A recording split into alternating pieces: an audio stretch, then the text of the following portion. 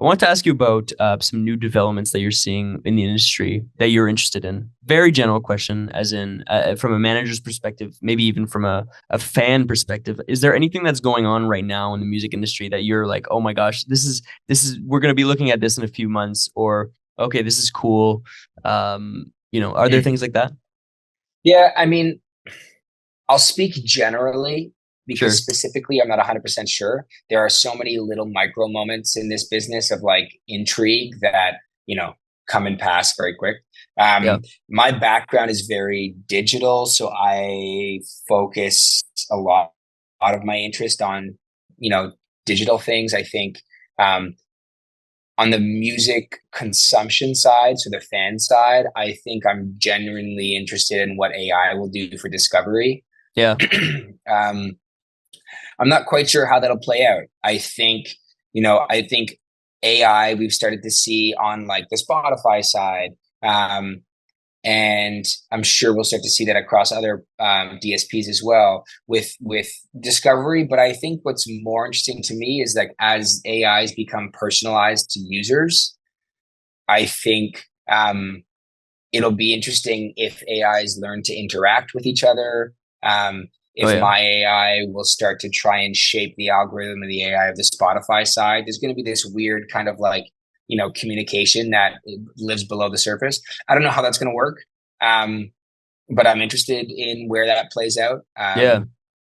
I think that's on the fan side, but on the artist side or on the business side, I think community building is going to be with respect to digital is going to be interesting. I think one thing that I've grown up on is community building, at least in my mind, used to be synonymous with social media following.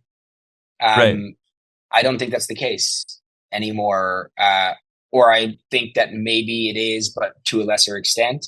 Algorithms are amazing for discovery. They are not good at community building. Yeah. They focus way more on individual videos as moments in time, but community building is consistent communication, and it's back and forth between fans and artists. So I think that's probably going to be community platforms that pop up for fans, for super fans that don't rely on algorithm to kind of see content and consume things. I think, maybe a step back in the old days of Instagram where if you followed someone, you'd get all their content. I think, Yes. Yeah. I think that, from a discovery perspective, that isn't helpful. And that's maybe where social media can continue to succeed. But I also think that if someone puts up their hand to be a fan or a community member of a specific artist, they probably do want to see everything. And I think, Yeah. Hmm. where that lives, I'm not quite sure yet, but I'm interested in Well, I think we've seen some steps as well towards that, right? In the Instagram, like the channels where artists can Yeah. like invite you to the channel and be like, "Okay, every message that I send in there, you get a notification." It's like a whole thing. But I think it's Yeah. really interesting to bring that up. Both the AI for discovery on the artist side, just because we haven't necessarily talked about that lots on this podcast, as in how AI not will impact the musical creation side and all things, but how it'll help consumers sort of get the music that AI thinks that they need or they want. You also mentioned, of course, the community building. Yeah, I think it's interesting. Are there current ways that y'all are doing that community building right now, and not the Instagram Yeah. sort of channels? There is.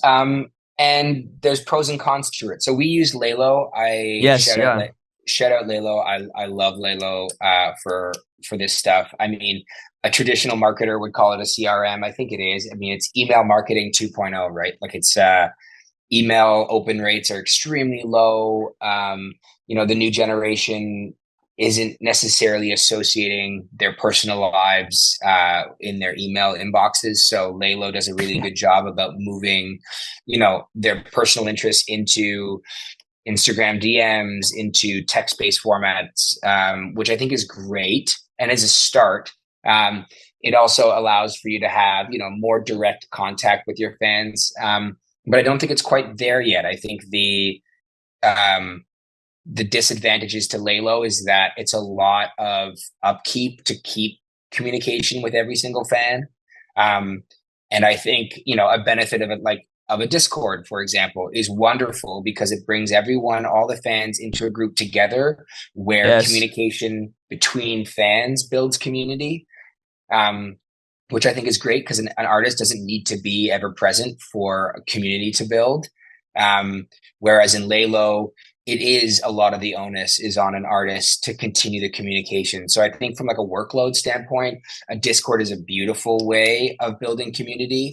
Mm. But Discord has a brand. It has a tinge to it, and I think that's not for everyone. Not every artist wants to participate in a Discord channel, which I completely understand. And if you're going to drive your fans into a Discord but never be present there, then is it really providing a benefit, or is it starting to provide a disservice? Yeah. So I think it's, those are two examples of, I think, platforms that do some things well and some things not. And I think I'm not really sure. I think it'll continue to evolve. I think those platforms will probably steal features off of each other, which is great.